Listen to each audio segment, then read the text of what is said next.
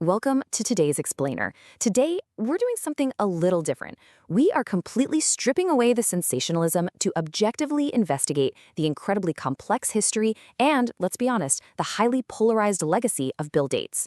We're going to cover the whole shebang, from the aggressive bare-knuckle building of the Microsoft empire all the way to the massive global influence of his modern philanthropy.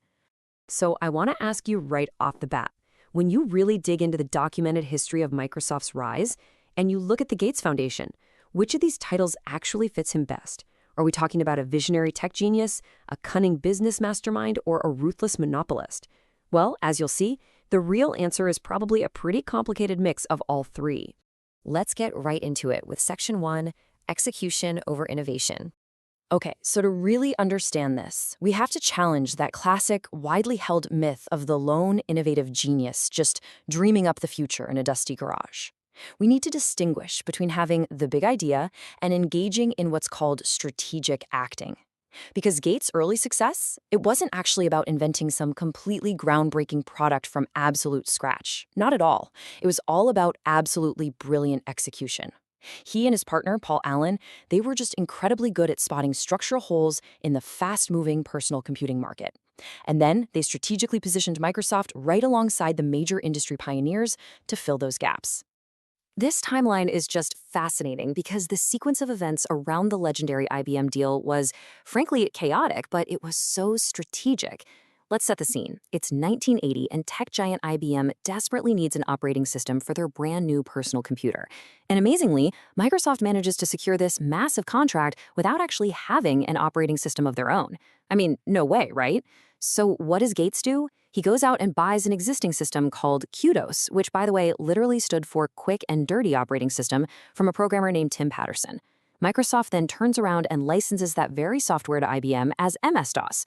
Meanwhile, a tech pioneer named Gary Kildall spent years fighting for justice, claiming that the underlying architecture of that software was actually stolen from his own original system, CP/M. Moving on to Section 2, the deal that made billions. Now, you might be wondering, how exactly did a small, unproven company pull off the deal of the century with a behemoth like IBM in the first place? Well, powerful connections played a massive, massive role here. This was definitely not a cold pitch. Bill Gates' mother, Mary Gates, was a highly respected Seattle businesswoman, and she sat on the board of the United Way. And it just so happened that sitting on that exact same charity board was John Opal, who was the chairman of IBM. Through this shared elite network, Mary Gates was able to pitch her son's company directly to the head of IBM. I mean, talk about the ultimate foot in the door. And that brings us to what has to be one of the most astonishing numbers in all of business history: $50,000. That is literally all it cost Microsoft to buy that quick and dirty operating system from Tim Patterson. But here's the thing. The true genius wasn't the purchase itself. It was the contract negotiation. Microsoft managed to secure a non-exclusive clause with IBM. Basically, this meant IBM didn't own the software. Microsoft was completely free to turn around and sell MS-DOS to dozens of other computer manufacturers. That one single move effectively made Microsoft the absolute gatekeeper to the entire PC revolution. This dynamic really came to a head later on, when Apple's Steve Jobs furiously accused Bill Gates of stealing the graphical user interface, the clickable icons and the mouse that we all literally use today. Gates delivered this famously cheeky response. He basically pointed out that both companies had actually taken heavy inspiration from innovations developed over at Xerox's research labs. He said, "Well, Steve, I think it's more like we both had this rich neighbor named Xerox, and I broke into his house to steal the TV set and found out that you had already stolen it." It's a funny line, but it perfectly encapsulates Gates' highly pragmatic approach to business. For him, it wasn't always about who thought of it first. It was about who successfully brought it to market.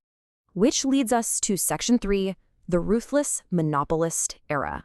By the time the 1990s rolled around, Gates had fully transitioned in the public eye. He went from being this quirky software wonderkind to a fiercely aggressive corporate strategist. Take a look at this.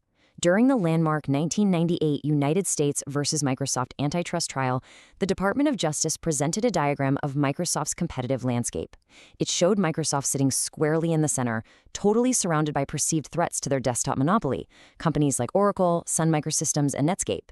And the DOJ's argument was that Microsoft illegally abused its massive monopoly power to deliberately crush those rivals. What really hurt them in court was the massive disconnect between what Microsoft said and what they actually did. Publicly, the company argued that bundling their Internet Explorer browser with Windows for free was simply adding a nice feature for the consumer, just being helpful. But internally, the communications revealed during the trial showed a completely different, highly aggressive culture. I mean, executives literally wrote in emails about their intention to cut off Netscape's air supply and completely extinguish competing companies. It was ruthless. And the whole trial culminated in an absolute disaster of a videotaped deposition for Gates. Legal observers universally deemed him evasive and non-responsive.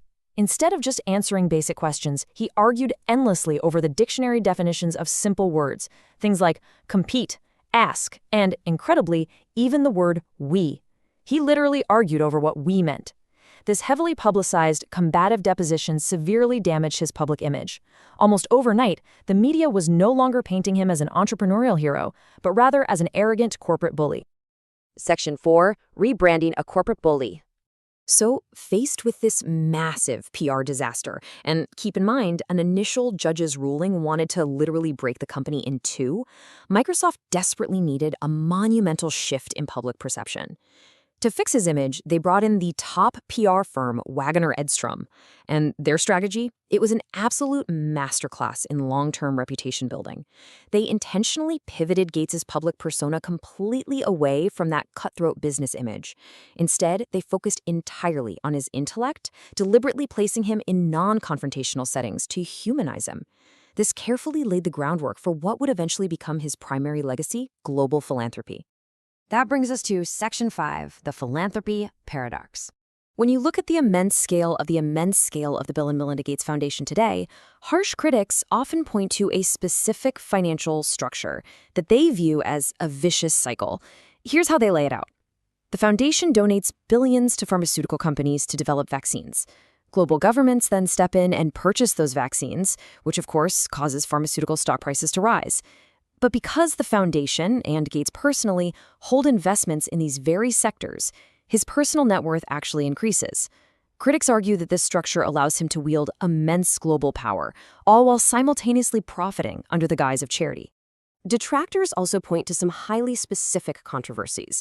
Take the 2020 Oxford COVID-19 vaccine, for example. Critics allege that Gates used his immense funding influence to pressure Oxford University into abandoning their original plan, which was to release the vaccine under a free, open-source license. Instead, they claim he pushed Oxford into signing an exclusive corporate license with the pharmaceutical giant AstraZeneca. Now, this is where this history directly impacts all of us.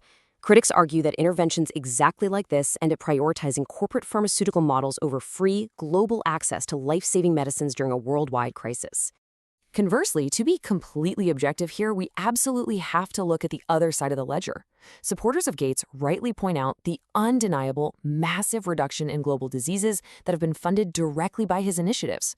We're talking billions of dollars poured into healthcare, reproductive services, and sanitation in developing nations. The foundation is literally the largest non-government donor to the World Health Organization. Supporters argue that, hey, this high-level, pragmatic corporate structuring, it's exactly the kind of tool required to tackle global health crises on a massive scale that fragmented individual governments simply cannot achieve on their own. Finally, Section 6, Polarizing Legacy of Power. There's this quote from an observer that really stood out to me. Everybody laughs at a rich man's jokes. It's a great way to describe the halo effect that extreme billionaire wealth often creates. This effect can basically shield these individuals from objective, hard-hitting scrutiny. Instead of asking the really tough questions about this immense concentration of power and influence, the media and global leaders often just roll out the red carpet, completely dazzled by the sheer scale of the wealth and the massive humanitarian donations. And honestly, that brings us right to the core of this entire explainer. So I want to leave you with this final thought to really ponder. Should unelected billionaires wield the power to dictate global health and technology policy, regardless of whether their intentions are good or bad? Does the concentration of such unprecedented power in the hands of one brilliant, ruthless, and philanthropic strategist ultimately serve society or threaten it? It's a crucial question, and one we absolutely must continue to ask. Thank you so much for joining me on this explainer today. Keep asking the hard questions, and I'll see you next time.